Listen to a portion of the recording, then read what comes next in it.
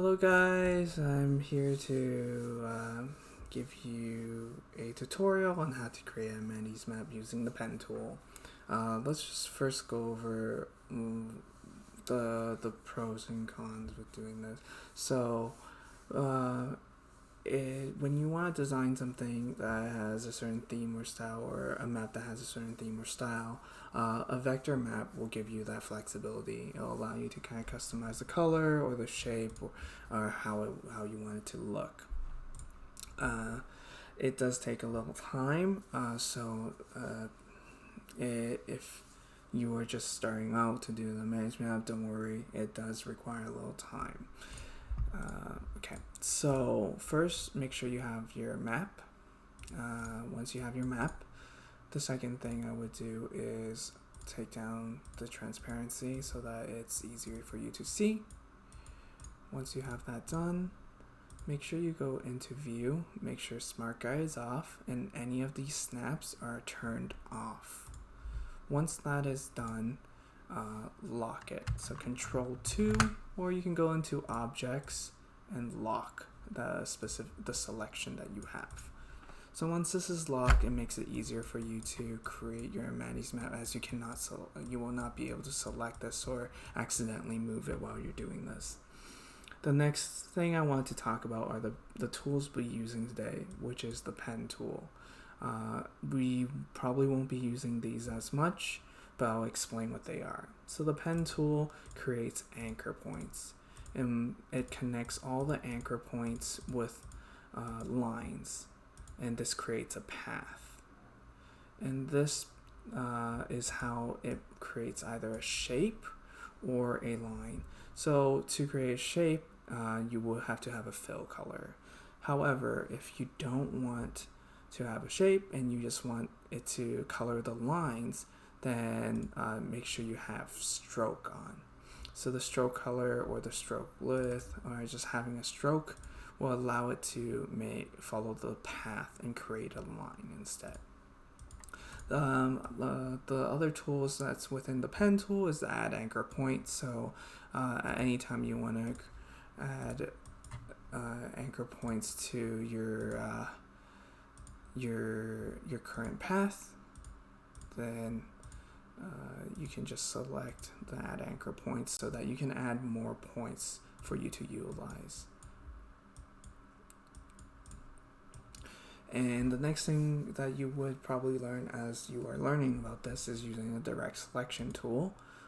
These will allow you to directly select anchor points or certain points that your selection tool won't be able to do. The selection tools are for a whole shape, whole composition, whole photo, that you would just select everything and it'll move everything and resize everything. But if you have points, anchor points, and more customizable, you can select specific points and play around with it should you need to edit. So this becomes particularly useful when you are doing your map.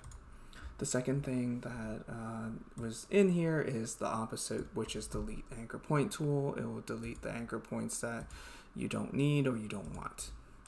The next part of it is the anchor point tool itself. Here is this anchor point tool is actually a handle tool. When you create a point or an anchor point, and you actually want to create a curve, this is where all the fun comes in. As you're using the pen tool, you can use this to convert one anchor and add handles to it. These are called handles, and what they do is they control the threshold of your curve and allow you to have a curve. So these rigid angles and corners can all have curves. And the more you click and drag, the bigger the curves will be, and the bigger the threshold will be on both ends. Okay, so now that you have an understanding of these tools, another tool that we'll be visiting today is the width tool. You can select any point on a path and just click and drag. It'll create a width handle within that anchor and also create an anchor point as well. So then this is particularly helpful if you have streets that are bigger and smaller at certain point, and then you don't want to just take the time to create another line, another path. So this is how you would use the width tool. So those are probably all the tools we'll be using today. And now I'll show you when you are doing the map what we would do. So first, select your pen tool. Once you have your pen tool selected, make sure your settings are correct, as this will really speed things up for you. Select a certain stroke point for your bigger streets. You'll always start by doing a prototype, not too much in detail, just really rough. Be as accurate as you can, as it'll limit the amount of re-editing you will use.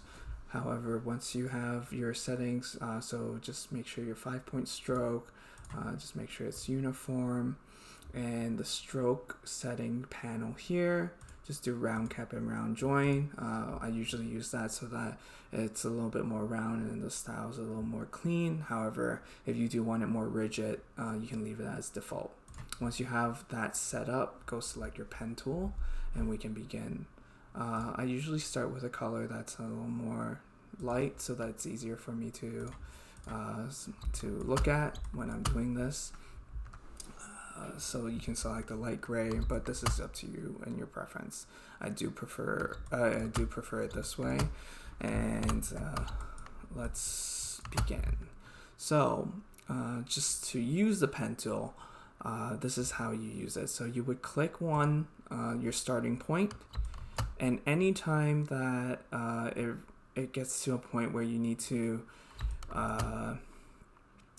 make an outline of something else as it moves up or down. So for example, like this, it needs to move up to follow that street there.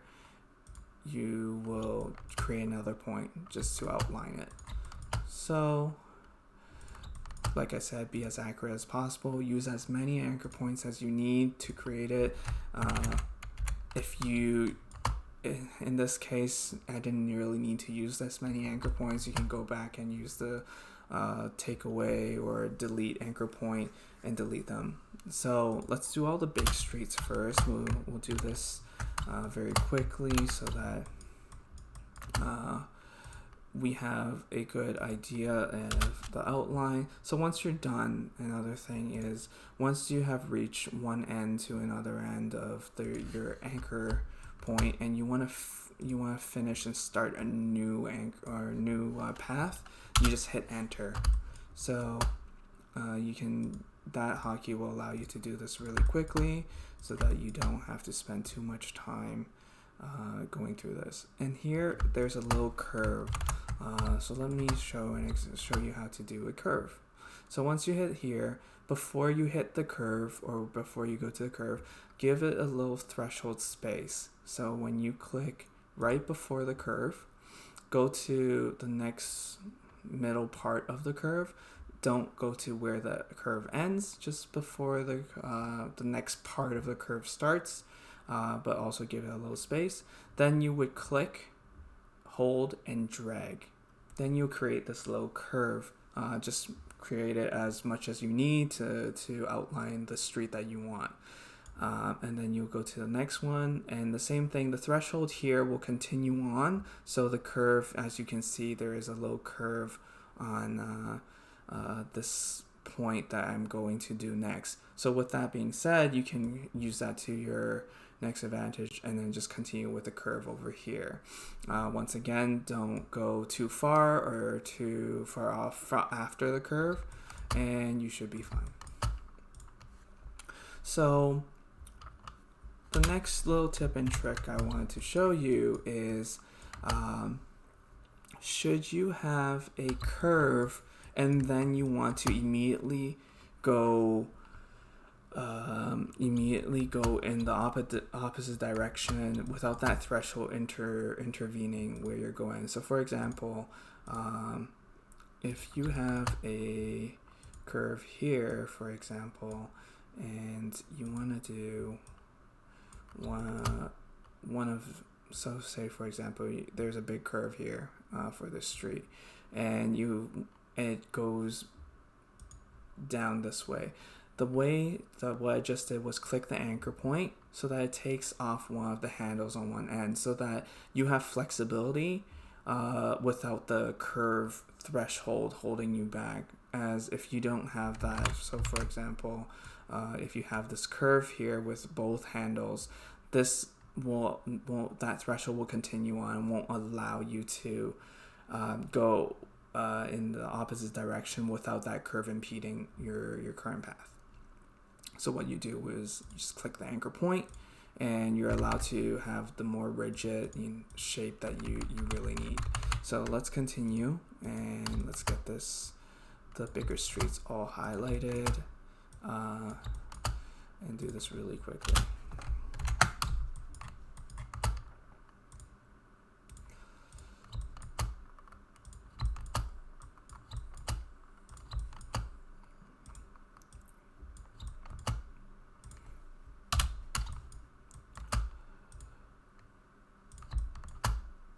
And an example of when we're going to use the width tool would be here. However, I'm going to leave that to the end, so just stay tuned. As I think a good practice would be always to highlight all your streets and do all the ground foundation work first before you do the polishing work, as it becomes a lot of going back and forth, and you just want to save that for the end.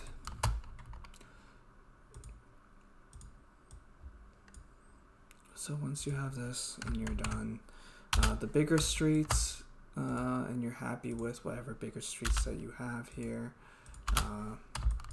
let's go with the smaller street. So next part is just setting this back down so that if it's a smaller street size, and there's some differences and whatnot, and let's quickly just go over a few so that we can then see what we're gonna do here.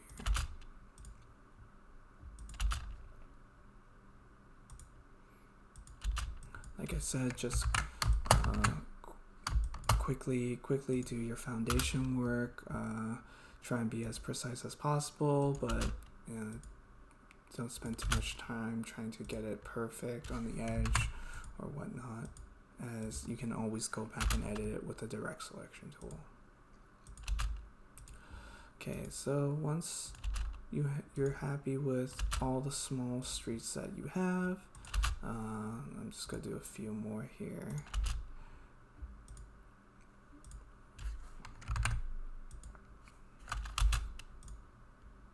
And by all means, if you need to do the whole map, that's something you would have to decide depending on how your project is.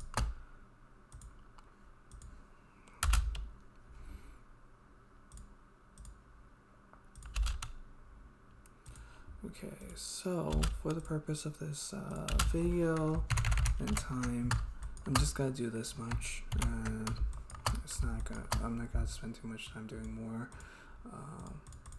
I just think I should highlight that highway first, as it's pretty important. So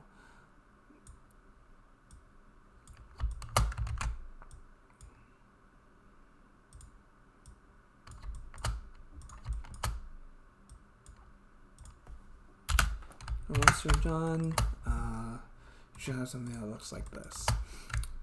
Now is the time where you would polish, fix up all the edges or anything that doesn't fit with your style or whatnot, or if there are anchor points or any curves that you want to fix up. This is when you would do it. So once you have all that fixed, I'm just gonna roughly fix these. And then you would deal with your width tool. So I think it was this street as well. But this street, I think it was thicker. So just make sure you just start with one side, make it the same width as what it was originally before you do another one, and stretch it out. So then here you'll have a bigger street as it was, I think, behind it, and then just end it off as well so that it kind of fits the street, outline. So once you have that, I think it was this one as well.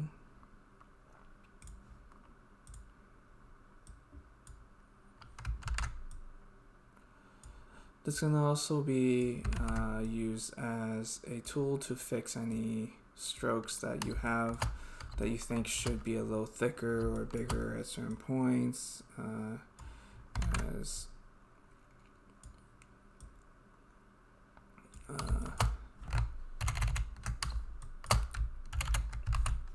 you would be able to make it look cleaner and nicer that way. Okay, so now that you have everything set up, you should have something that looks like this. Once you're done, create a copy of it. Make sure you group it. So Control G. Once you copy and paste, group the second copy, put it aside, and so that you have the stroke version ready. You can put this on a different layer if you want to be really organized. However, for this purpose, let's just keep it on the same layer. And then once you have this, and you're finalized with all your strokes, and you're happy with what you have, let's make it into a shape. So how you would do that is you go to Object, select everything, go to your object's path, and then go to Outline Strokes. You can also do Expand, and it will do the same exact thing. And here you'll now have all of them in shapes. What I just did was I outlined all the strokes and made them into shapes. So as we pointed out earlier, if you have a fill, this becomes a shape. If you have a stroke, this becomes lines. The reason why we do this is, if you look at this, if we have a really big, heavy stroke and you scale it down, the stroke remains the same size.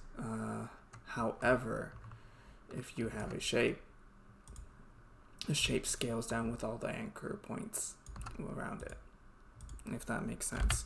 So, allow me to demonstrate. So this is now an object, and this is a stroke. So, okay, let's make sure we group this first. So, if I did this and scale it down, everything scales down to size. However, if you scale this down, the strokes remain the same size, and if you go really small, the strokes become very hard. It becomes really hard to read. This being because the stroke always remains the same size, while the shape, when it becomes a shape, everything scales down to each other. All the anchor points around it, because it's a shape. And basically, you're creating a shape of that stroke size. Anyways, so let's go back here.